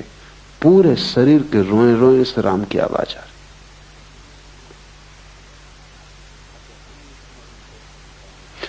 अगर अनुस्मरण बहुत गहरा हो जाए तो यह घटना घटती है, क्योंकि सपने में बड़ी ऊर्जा नष्ट हो रही। तुम्हारे सपने मुफ्त तुम्हें नहीं मिले, उनमें है कुछ भी नहीं, लेकिन कीमत बहुत चुकानी पड़ी, क्योंकि रात भर तुम सपना देखते हो। अभी सपने पर बड़ी वैज्ञानिक शोध होती है। तो वैज्ञानिक कहते हैं कि रात में हर आदमी, साधारण स्वस्थ आदमी, कम से कम 8 सपने देखता है। और एक सपने का अंतराल करीब करीब 15 मिनट का होता है। एक सपना 15 मिनट, तो 8 सपने का मतलब हुआ कि कम से कम 2 घंटे रात सपना देखा जा रहा है। और ये बिल्कुल सामान्य स्वस्थ आदमी, जिसमें कोई मानसिक विकार नहीं, ऐसा आदमी खोजना मुश्किल। आम आदमी तो रात के 8 घंटे की नींद में करीब करीब 6 घंटे सपना देखता है। ये 6 घंटे जो सतत सपने की धारा भीतर चल रही है, इसमें तुम्हारी शक्ति नष्ट हो रही है। ये मुफ्त नहीं है, ये तुम खरीद रहे हो अपने जीवन को देकर। मंत्र इस शक्ति को राम में केंद्रित कर लेता है, या कृष्ण में, या क्राइस्ट में, या ओंकार में। कोई भी शब्द काम दे देगा, कोई जरूरत नहीं भगवान का नाम, खुद का नाम भी अगर तुमने दोहराया तो काम दे देगा। अंग्रेज कवि हुआ टेनिसन, उसने अपने संस्मरण में लिखा है कि मुझे बचपन से ही न मालूम कैसे ये हो गया कि जब मुझे नींद ना आती थी तो मैं अपने को जोर जोर से कहता था टेनिसन टेनिसन टेनिसन, और मुझे नींद आ जाती। फिर मुझे तरकीब हाथ पड़ गई कि जब भी मैं बेचैन होता तो मैं भीतर कहता टेनिसन टेनिसन टेनिसन, मेरी बेचैनी खो जाती। फिर मैंने इसका मंत्र बना लिया। अपना ही नाम भी अगर तुम लोगे तो उतना ही लाभ हो सकता है, हालांकि होगा नहीं, क्योंकि तुम्हें अपने नाम पर उतना भरोसा नहीं हो सकता। बाकी फर्क कुछ भी नहीं। राम कहो, रहीम कहो, उससे कोई फर्क नहीं पड़ता। कोई भी नाम हो, उससे कोई फर्क नहीं पड़ता। सवाल नाम का नहीं, शब्द सभी एक जैसे, और सभी नाम परमात्मा के। तुम्हारा नाम भी, कोई भी एक शब्द को पकड़ के अगर दोहराया जाए तो उसका एक संगीत भीतर पैदा हो जाता है, एक ध्वनि पैदा हो जाती। उस ध्वनि में स्वप्न की जो ऊर्जा है वो लीन हो जाती। मंत्र स्वप्नों को नष्ट करने के उपाय है। उनसे कोई परमात्मा को नहीं पाता, लेकिन स्वप्न को नष्ट करना परमात्मा को पाने के मार्ग पर बड़ा कदम है। मंत्र एक प्रक्रिया है, एक विधि है, एक औजार है, एक हथौड़ी है, जिससे हम सपनों को चकनाचूर कर देते हैं। और सपने भी क्या है, शब्द हैं, इसलिए शब्दों की हथौड़ी उन्हें चकनाचूर कर सकती है। उनके लिए कोई लोहे की असली हथौड़ी भीतर ले जाने की जरूरत भी नहीं। नकली है, नकली हथौड़ी काम कर देगी। नकली बीमारी के लिए असली दवाई हमेशा खतरनाक है। नकली बीमारी के लिए नकली दवाई ही उचित होती, क्योंकि वही उसको नष्ट कर सकती है। स्वप्न क्या है, विकल्प है। और मंत्र क्या है, मंत्र संकल्प है। वो भी विकल्प का ही एक रूप है, लेकिन स्वप्न बदलते हुए हैं, क्षणभंगुर है। मंत्र सतत है और एक ही है। धीरे धीरे सभी स्वप्नों की ऊर्जा मंत्र में लीन हो जाती। और जिस दिन रात्रि में नींद में भी स्वप्न ना आए, मंत्र चलने लगे, तुम समझना कि तुमने स्वप्न पर विजय पा ली। तुम समझना कि तुम्हारा सपना टूटा। सत्य शुरू हुआ, उसके बाद सुसुप्ति में प्रवेश हो सकता है। लेकिन तुम उल्टा ही कर रहे हो, तुम विकल्पों को शक्ति देते हो। तुम्हारे भीतर व्यर्थ के विचार चलते हैं, उनको भी तुम साथ देते हो। बैठे हो खाली तो यही सोचने लगते हो कि अगले इलेक्शन में खड़े हो जाएं। फिर सपना शुरू हुआ, फिर राष्ट्रपति से हुए बिना काम नहीं चलेगा। फिर तुम सपने में राष्ट्रपति हो जाते हो, स्वागत समारोह हो रहे हैं और तुम इस सबको रस ले रहे हो, और तुम कभी भी नहीं सोचते कैसी मूढ़ता है, क्या तुम कर रहे हो। तुम एक व्यर्थ के विकल्प को ऊर्जा दे रहे हो, साथ दे रहे हो। और ऐसे ही व्यर्थ के विकल्पों से भरा हुआ तुम्हारा चित्त है। अगर हम आदमी के जीवन की पूरी खोजबीन करें तो 99% इसी तरह के सपनों में खो जाता है। धन के सपने, साम्राज्य के सपने, शक्ति के सपने। तुम पा भी लोगे तो क्या मिलेगा।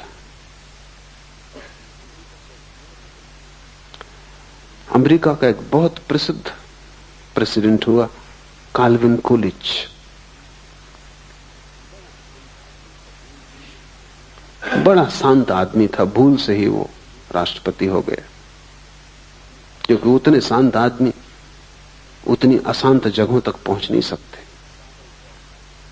वहां पहुंचने के लिए बिल्कुल पागल दौड़ चाहिए। वहां जो जितना ज्यादा पागल, वो छोटे पागलों को दबा के आगे निकल जाता। कूलिच कैसे पहुंच गया, ये चमत्कार है। वो बिल्कुल शांत आदमी था, न बोलता न चालता।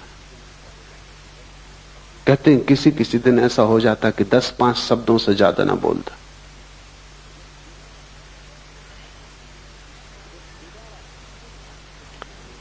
जब दोबारा फिर राष्ट्रपति के चुनाव का समय आया तो मित्रों ने कहा कि तुम फिर खड़े हो जाओ। उसने कहा कि नहीं।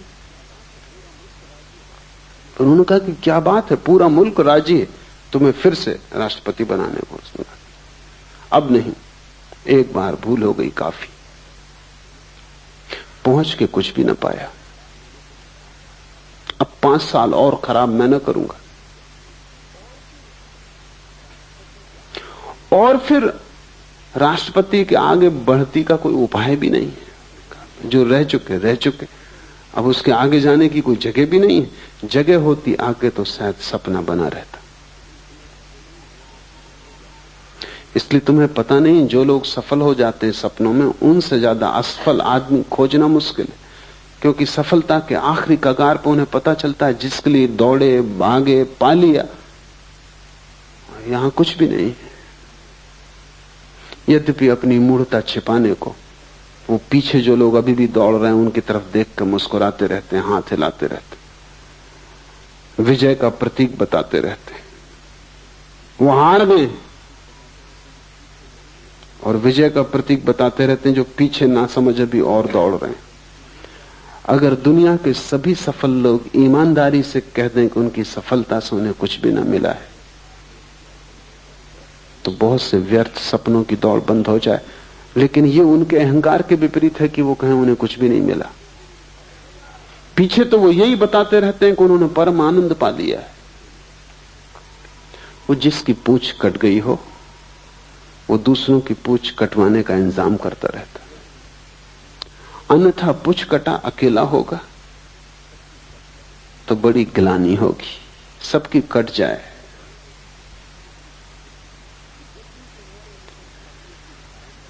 जब भी तुम्हारे भीतर स्वप्न की धारा चले, तब जरा जग के देखना कि क्या तुम कर रहे हो।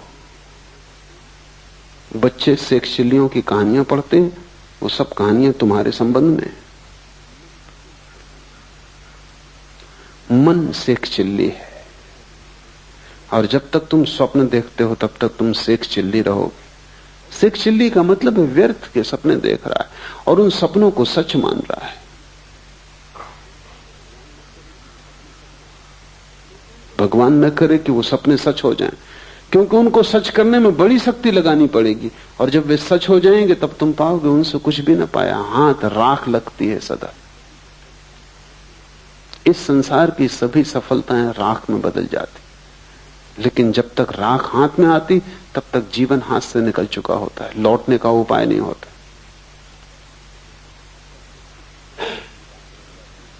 और तब तो सिर्फ छिपाने की बात रह जाती है कि लोगों से छिपा लो कि तुम्हारा जीवन व्यर्थ नहीं गया, तुम बड़े सार्थक हो गए हो, तुमने कुछ पा लिया है। विकल्प ही स्वप्न है, इन विकल्पों को शक्ति मत देना। और जब भीतर स्वप्न चले तब हिला के अपने को जगा लेना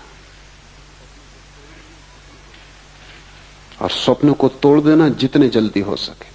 मंत्र उपयोगी हो सकता है स्वप्न को तोड़ने में। मंत्र के संबंध में हम आगे विचार करेंगे, कैसे मंत्र कारगर हो सकता है। मंत्र निश्चित ही स्वप्न को तोड़ देता है। और अविवेक अर्थात स्वबोध का अभाव सुसुप्ति है, और जहां सभी कुछ खो जाता है, कोई विवेक न रह जाता, कोई होश नहीं रह जाता, न बाहर का कोई होश न भीतर का कोई होश, जहां तुम सिर्फ एक चट्टान की भांति हो जाते हो गहन तंद्रा में। लेकिन तुम देखो कि तुम्हारा जीवन कैसा उपद्रव होगा, क्योंकि जब भी तुम गहरी तंद्रा में हो जाते हो तभी सुबह उठ के तुम कहते हो कि रात बड़ी आनंददायी नींद आई। थोड़ी देर सोचो कि तुम्हारा जीवन कैसा नरक होगा कि तुम्हें सिर्फ नींद में सुख आता है। बेहोशी में भर सुख आता है, बाकी तुम्हारा जीवन एकदम दुख ही दुख है। अच्छी नींद आ जाती तो तुम कहते हो काफी हो गए, और नींद का अर्थ है बेहोशी। लेकिन ठीक ही है, तुम्हारे लिए काफी हो गया, क्योंकि तुम्हारी पूरी जिंदगी सिर्फ चिंता, तनाव, बेचैनी के अतिरिक्त और कुछ भी नहीं। उसमें तुम आराम कर लेते हो थोड़ी देर के लिए तो तुम समझते हो सब पा लिया, जबकि वहां कुछ भी नहीं है। नींद का अर्थ है कि जहां कुछ भी नहीं, न बाहर का जगत है न भीतर का जगत है, जहां सब अंधकार में खो गया। हाँ, लेकिन विश्राम मिल जाता है। विश्राम लेके भी तुम क्या करोगे? सुबह तुम फिर उसी दौड़ में लगोगे। विश्राम से जो शक्ति तुम्हें मिलती है तुम उसे नए तनाव बनाने में लगाओगे, नई चिंताएं डालोगे। रोज तुम विश्राम करोगे और रोज तुम नई चिंताएं ढालोगे। काश तुम इतनी सी ही बात समझ लो कि नींद में जब इतना आनंद मिलता है, बेहोश तंद्रा में जब इतना आनंद मिलता है, क्यों? क्योंकि वहां कोई तनाव नहीं, वहां कोई चिंता नहीं, वहां तुम भूल गए सब उपद्रव।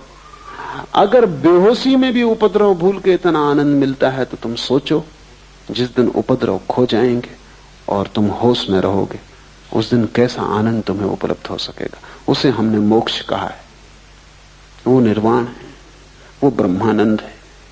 नींद में इतना मिल जाता है क्योंकि उपद्रव नहीं दिखाई पड़ते। तो जब उपद्रव सच में ही खो जाते हैं, तनाव सच में ही विसर्जित हो जाते हैं, और तुम 24 घंटे उतने विश्राम में रहने लगते हो जैसी गहरी निद्रा में कभी कभी कोई व्यक्ति पहुंचता है। जब वैसी 24 घंटा सतत तुम्हारी शांत स्थिति बनी रहती, तब तुम्हें कैसे आनंद के राज्य का अनुभव नहीं होगा।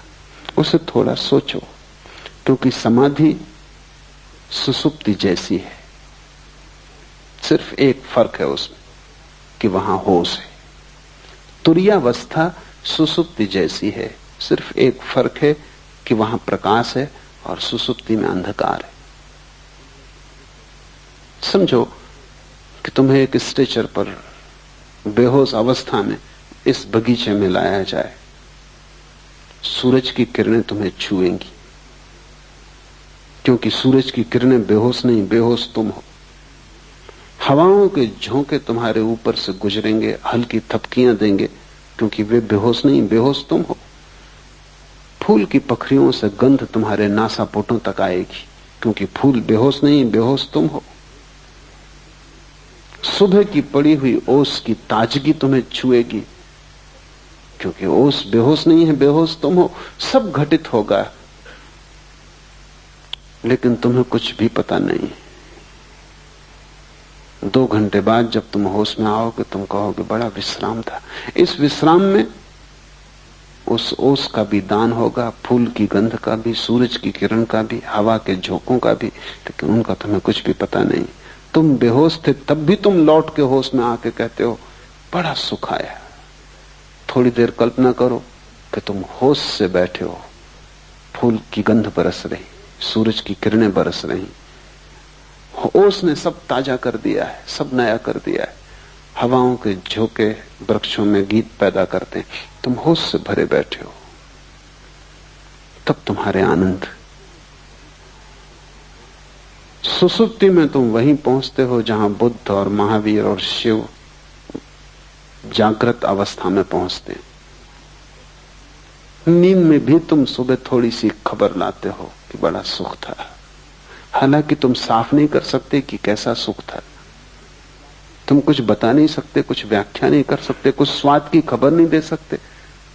नींद में गहरी, लेकिन फिर भी तुम सुबह थोड़ी सी ताजगी लेके आते हो। सुबह उठते हुए आदमी की जो रात गहरी नींद में सोया हो, उसके चेहरे पर बुद्धत्व की थोड़ी सी झलक होती। खासकर छोटे बच्चे जो कि सच में गहरी नींद सोते हैं, क्योंकि जैसे जैसे तुम्हारी चिंताएं बढ़ने लगती हैं, गहरी नींद भी मुश्किल हो जाती। छोटे बच्चों को सुबह उठते समय देखो, इसके पहले कि उनकी नींद टूटे, उनके चेहरे को देखो, उस पर बुद्धत्व की ताजगी होती। कहीं भीतर कोई आनंदपूर्ण घटना घट रही जिसका उसे होश नहीं, लेकिन घटना घट रही। सुसुप्ति में सब तनाव खो जाते, लेकिन विवेक नहीं होता। और समाधि में, तुरीयावस्था में सब तनाव खो जाते हैं और विवेक होता है। विवेक धन सुसुप्ति बराबर समाधि। और तीनों का भोक्ता वीरेश कहलाता है। जागृत को, स्वप्न को, सुसुप्ति को, तीनों का भोक्ता, तीनों से जो पृथक है, तीनों से जो अन्य है, तीनों से जो गुजरता है, तीनों को जो भोगता है लेकिन तादात्म्य नहीं करता, जो तीनों के पार जाता है लेकिन अपने को अन्य मानता है, तीनों से भिन्न जो है वही वीरेश है। वीरेश का अर्थ है वीरों में वीर है, महावीर है। वीरेश शिव का एक नाम है। हमने महावीर उन्हीं पुरुषों को कहा जिन्होंने समाधि पा ली। हम महावीर उसको नहीं कहते जो गौरी शंकर पे चढ़ गया। ठीक है, साहस किया, लेकिन गौरी शंकर कोई आखिरी ऊंचाई नहीं है। हम महावीर उसको भी नहीं कहते जो चांद पे पहुंच गया। साहस किया, लेकिन चांद पे पहुंचना कोई आखिरी मंजिल नहीं। हम तो वीरेश उसे कहते हैं, महावीर उसे कहते हैं जिसने आत्मा को पा लिया, जिसने परमात्मा को पा लिया।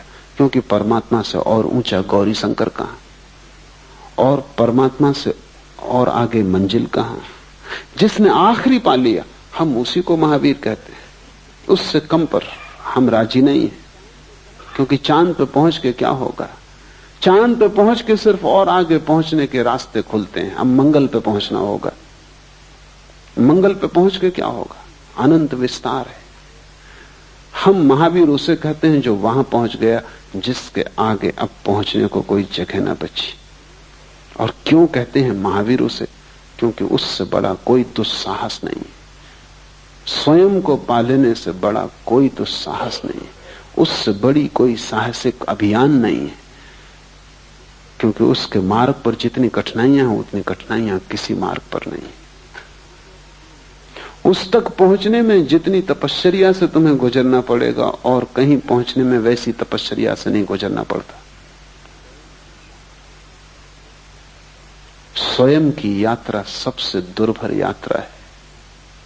वो खडक की धार है। शायद इसीलिए तुम स्वयं से भागे हुए हो और संसार में अपने को यहां वहां उलझा रहे हो। शायद इसी कारण आत्मज्ञान की बात मन को पकड़ती भी है, फिर भी तुम हिम्मत नहीं जुटाते। कहीं कोई डर पकड़ लेता है। कठिन है, अकेले जाना होगा। सबसे बड़ी कठिनाई तो यह है कि दुनिया में सब जगह तुम किसी के साथ जा सकते हो, सिर्फ एक जगह है जहां तुम्हें अकेले जाना होगा।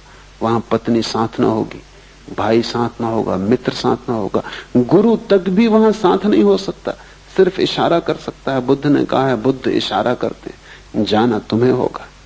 और अकेले होने में डर लगता है। और चारों तरफ इतने लोग हैं, इतने सपने हैं, सपनों में कई तो बड़े मधुर सपने, उनमें बड़ा रस है। उन सबको तोड़कर, इस सब सपने के जाल को गिराकर सत्य की यात्रा पर थोड़े से दुर्लभ लोग निकलते हैं। उनमें से भी बहुत से बीच यात्राओं से वापस लौट आते।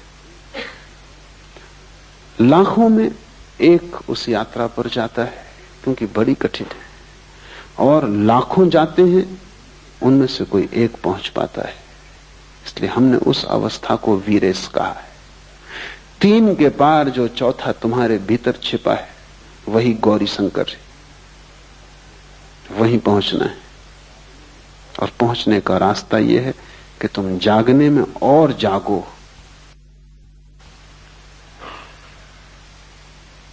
अभी तुम कुनकुने हो, जलती हुई लपट हो जाओ जागरण की, ताकि ये लपट स्वप्न में प्रवेश कर जाए।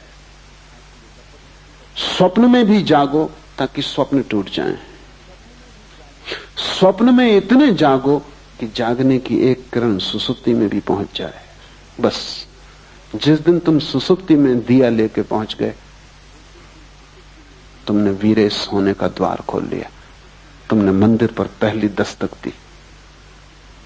अनंत आनंद है, लेकिन बीच का मार्ग चलना ही पड़े, कीमत चुकानी ही पड़े। और जितना बड़ा आनंद पाना हो, उतनी बड़ी कीमत चुकानी पड़ेगी। सस्ता कोई सौदा नहीं हो सकता। बहुत लोग सस्ते सौदे की कोशिश भी करते हैं। बहुत लोग शॉर्टकट खोजते। उनको शोषण करने वाले गुरु भी मिल जाते हैं, जो कहते हैं कि बस इससे सब हो जाएगा, कि तुम ये ताबीज बांध लो, कि तुम मुझ पे भरोसा रखो, बस कि तुम दान कर दो, पुण्य कर दो, कि तुम मंदिर बना दो। ये सब सस्ती बातें हैं, इनसे कुछ हल होने वाला नहीं। इनसे सिर्फ तुम धोखे में पड़ते हो। यात्रा करनी ही पड़ेगी। फिर और भी सस्ते मार्ग खोजने वाले लोग, कोई गांजा पी के सोचता है समाधि लग गई, कोई भंग खा के सोचता है कि ज्ञान उत्पन्न हो गया। हजारों साधु सन्यासी हैं, गांजा, अफीम, भंग का उपयोग कर रहे हैं। अभी पश्चिम में उनका प्रभाव बहुत बढ़ गया, क्योंकि पश्चिम में और भी अच्छे मादक द्रव्य खोज लिए गए। हसीस, मारिजुआना, एलएसडी और भी वैज्ञानिक केमिकल खोज लिए गए, जिनका तुम एक इंजेक्शन ले लो और तुम समाधिस्थ हो गए। एक गोली ले लो, समाधि उपलब्ध हो गई। जैसे तत्क्षण काफी तैयार की जा सकती है, वैसे तत्क्षण समाधि भी तैयार की जा सकती है। काश इतना सस्ता होता, और काश नशे में खोने से कोई ज्ञान को उपलब्ध होता, तो सारी दुनिया कभी की हो गई होती। इतना सस्ता नहीं है, लेकिन सस्ते की खोज मन करता है।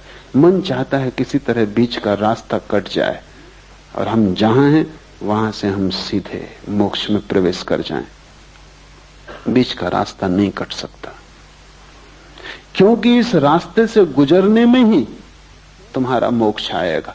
क्योंकि रास्ता सिर्फ रास्ता नहीं है, रास्ता तुम्हारा विकास भी है।